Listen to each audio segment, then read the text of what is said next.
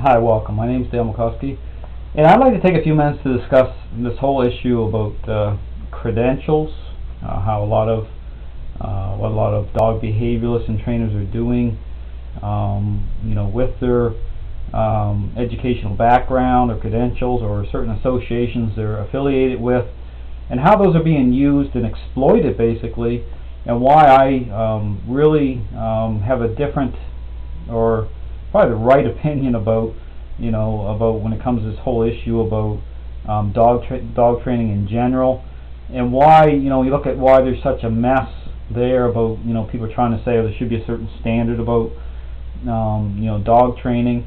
You're going to see why it'll never come together, especially once you understand what is really going on with this connection issue and these ideas with learning theory and dominance, and why in order for you to better understand how many people are packaging and marketing their training, and why it's we really have to look at it from the actual tenets of what they're doing, what they're based on. You have to go and actually look at what focus in on from the connection level as to what these ideas represent through the mind and body connection, through the framework of psychology, and whether or not you're at a high risk of failure. I mean, that's what needs to happen, because if you are if you have a tendency to be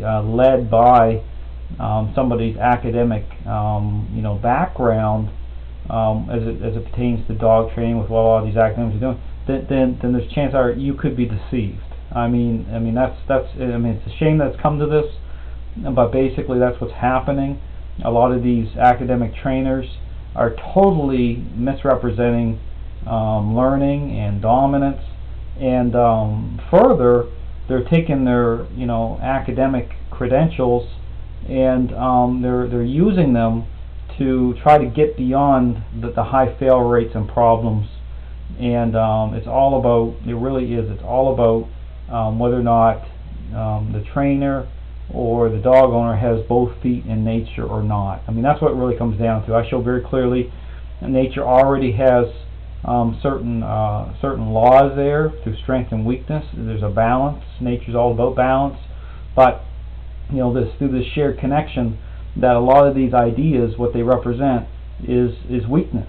I mean, a lot of these training systems are totally focused on this idea about learning, and have this roadmap laid out before them, but and they're trying to, basically, it's about goodness of fit rather than what's true. I mean, and through the test itself, through the standard itself, is at the unwanted behavior level with the dog's decision-making process. So, so when people come into my site or when they phone me, unlike a lot of trainers, I don't immediately start throwing forward my credentials, how many dogs I've trained, on all these different things, because to explain this clearly, because the emphasis through connection comes onto the dog owner.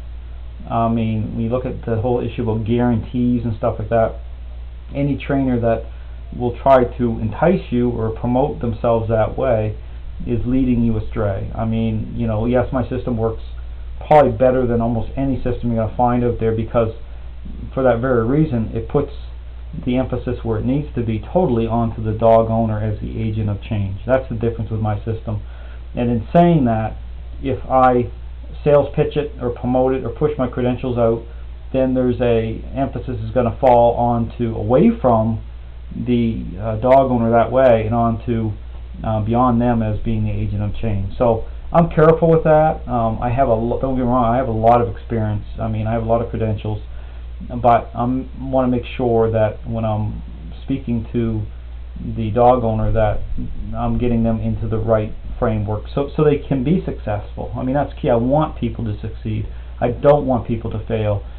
So I want them to take it serious. I want them to have the right thinking process already starting to take shape and happen. So so even when you look at the different affiliations, that's the other thing with trainers.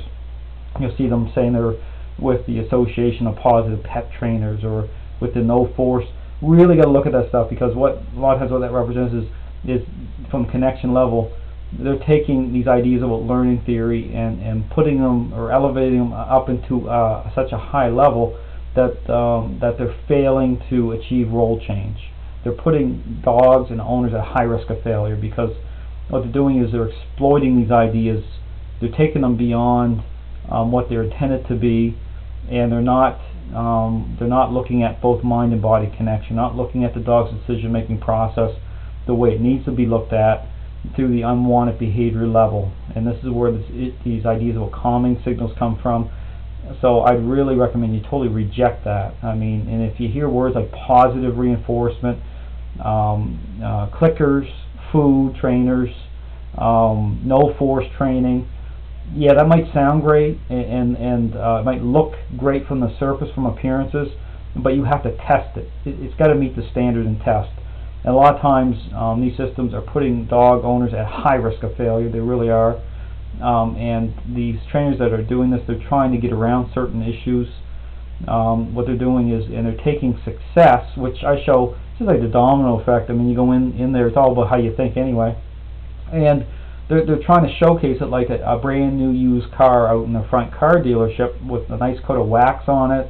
It looks great from the street, you look there, but at the same time they're trying desperately to keep people out of the back lot that contain high fail rates and the inconsistencies and problems. It's not transparent, and it's all about just marketing, sales pitch, and packaging, and they're using certain language to do that.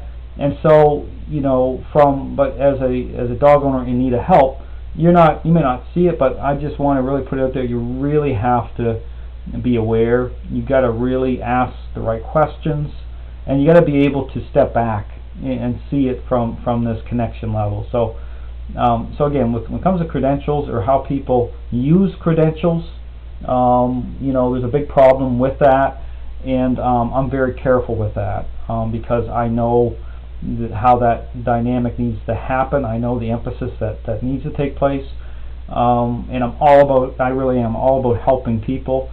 But it comes from it comes from ethics, an ethical standard, a position, a place of being honest with people, and being the friend that you need instead of the friend that you don't need. So it's about hearing what you need to hear instead of hearing what you just want to hear, just based on getting your money and wasting your time and then still failing. So the system is totally about being true to itself and following a very specific formula for success. It really is. So encourage you to check out my website. Lots of good articles, good videos, and thanks very much for watching. Hope you have a great day.